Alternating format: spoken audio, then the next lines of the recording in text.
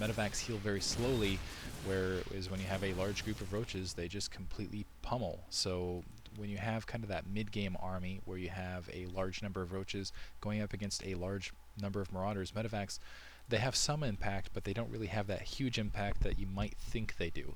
Again, they're more important, like I said before, for late or after the fight, or in between the fight, or sometimes even fleeing the fight. So yeah, don't use medevacs if you're like, oh, I want to put up a much better defense, especially if you're going up against an overwhelming attack coming to your base. Moving up a tier, I'm going to have a Marauder go up against a single Hydralisk here, and what we're going to see is that Hydralisks, they're more powerful units. I mean, they are an official tier 2 unit. They do more damage, they do it more quickly. They don't have a lot of hit points, so in this scenario, they are able to take the Marauder out, but you can't really call them a pure counter, because as you can see, 13 health left. Hydralisks still end up taking a lot of damage when it's just straight Hydralisk versus straight Marauder. Now, combinations of roaches and Hydralisks can be really, really efficient, because you have the roaches up front taking a lot of the damage from the Marauders. I think they actually do pull the all the aggro, in kind of a WoW term. Not that I've played any WoW, but don't want to be embarrassed by that. No, I'm just kidding. WoW's a fine game. Hydralisks, though, yeah, they just don't have a lot of hit points. Although they do a lot of damage, they're not very durable. Particularly also keep in mind, in this scenario we had a range of 5. That one range upgrade is very significant, and having creep underneath is extremely significant. This was just a straight micro versus micro, zero micro fight, which is a very rare scenario. Obviously you're going to want some micro in between, especially in small numbers like this. But if you can imagine there was creep underneath, the Hydralisk would have been a lot faster, might have been able to micro against the Marauder. If the Marauder had stim pack and concussive shells, might have been able to micro against the Hydralisk a lot better, probably won that fight. But critically, I can't emphasize this enough, actually, is that when Hydralisks have that range upgrade, it makes them a lot more efficient against Marauders, because you're not running against that range deficit. Instead of having the range 6, range 5, the Hydralisks actually have decent range against the Marauders and can run up, do a lot of damage, and that puts the Marauders in a little bit more of a difficult situation. Still, even when they have everything going for them, the creep underneath, the range, they're still very fragile units, and I can't really call them maybe a soft counter, because they're very fragile still. You only have the 80 hit points. Yes, Hydralisks build fast. Yes, they're fairly cheap. But what I'm going to suggest is another infantry unit, which I'll get to in just a second. So here we're going to have another scenario. We're going to have 3 Zerglings just running headlong into a Marauder, and the Marauder's not going to try to retreat or use concussive shells because he doesn't have them at all. And what you're going to see is if Zerglings can in fact get close to Marauders, they do decent damage. Now, I know what you're thinking is like, my pure counter. Excellent, now I can just build a bunch of Zerglings, I'll always be able to kill those Marauders. Completely false. Once you get a larger group of Marauders, particularly with stim pack, particularly with concussive shells and medevacs overhead, you can really work down Zerglings really, really quickly, particularly if they don't have speed upgrade, particularly if you're not on creep. You can just attack, especially with the concussive shells, that it hits that front line of Zerglings, and that just creates a nice collusion sort of thing, and the Zerglings behind them get slowed down a bit. You can retreat for a good long time with Marauders against them, and also if Marauders get kind of behind some map artifacts, if they're behind a big mineral pile and attacking a large group of Zerglings, they're a lot more effective. I can show you that here. So showing you Zerglings in kind of a larger number, you've got 3 lines of Zerglings going up against a single line of Marauders. And as you can see, with concussive shells and some stim pack, the Marauders can actually micro pretty well against this. And you can see that the Zerglings just can't quite get us around. They get that frontline hit, they can't quite target. So even though with just 0 micro in small groups, if Zerglings can get this around, they're very effective against Marauders. Once you start dealing with the larger numbers, the Marauders are very, very effective against the Zerglings. I mean, just look at all that Zergling blood out there. So there is a solution to this. Now, this is really the key thing, is yes, Zerglings get less efficient over the time, but if you have, say, a couple Banelings, specifically 7, and usually you don't want to send them in direct line like this is just for illustration purposes, you can very effectively take out a Marauder. Now, keep in mind, yes, that was 7 Banelings, and you only killed 1 Marauder, but so here you've got, well, a couple more Banelings, but you've got these 4 Marauders lined up, and you're going to be able to see that, in fact, all of the Marauders die to more or less almost the same number of Banelings.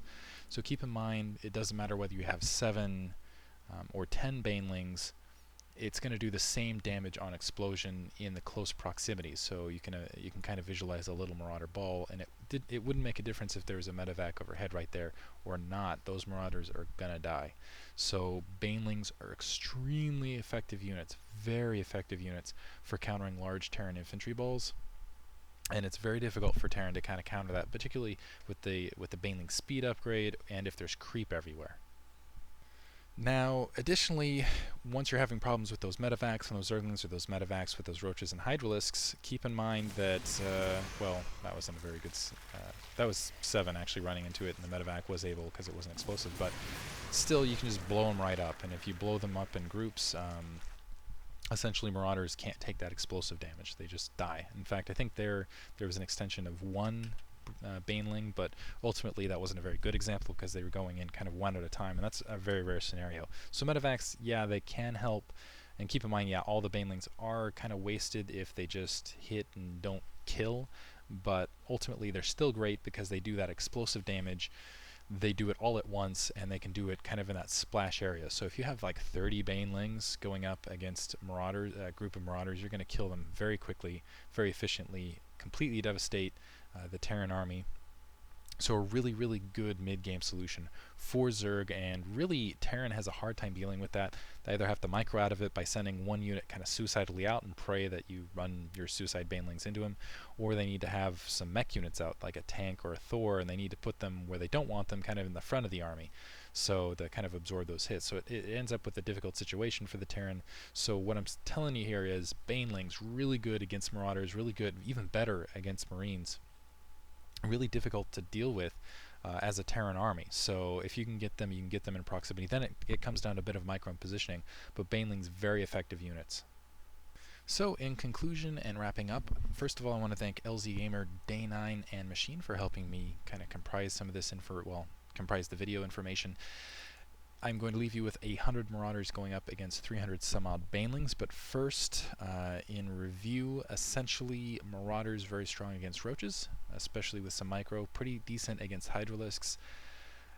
Yeah, but they die in hordes against sufficient numbers of banelings, so you gotta micro the banelings though, gotta blow them up all at once. With medevacs, keep in mind medevacs in the mid game, so this doesn't apply to late game, because late game when you do have a mass number of medevacs, they really can extend the life of your army ridiculously, but in the mid game, don't think of medevacs as kind of this thing that's going to make your Marauders invincible. Think about it as more an after battle, interim battle, or retreating battle sort of supplementary unit, which is why it's very good for actually going and approaching with attacks, because you go and you know that the units that just come out with a little bit of health afterwards will be ready to just continue with the fighting, which is why they're really great for that. So if you're thinking about moving forward in attack, or if you're a Zerg player and you see medevacs out in the field, think, okay, here are the Terran players gonna attack me. Usually you won't see a Terran build medevacs just to go out and try to secure an expansion or something along those lines. Bunker is much better for that sort of thing. But anyway, yeah, let me go ahead and show you the beauty of a little bit of a false start right there. Speed ahead until we get it. There we go. You see a massive amount of banelings, and this is, you'll see, this is near 300. Not even full supply, and look at all that. That's not even all the banelings. The banelings continue to roll. Yeah, and poor Terran base. That was 100 Marauders that all died in just about 10 seconds. And as you can see, this Terran base is completely done. Day 9, actually, it was really funny. Day 9 did this at the end. I was thinking about showing that, but I thought this was a little bit more crazy. The 100 Marauders death in about 10 seconds. And also the crazy banelings. Again, special thanks to Day 9. If you go to livestream.com/StraderDoom, you can see that. And again, if you're not watching this on Gosu Coaching, check it out. Go ahead and get some coaching yourself if you have any interest to. And watch the fireworks go. Jeez. They're cute, but they're brutal.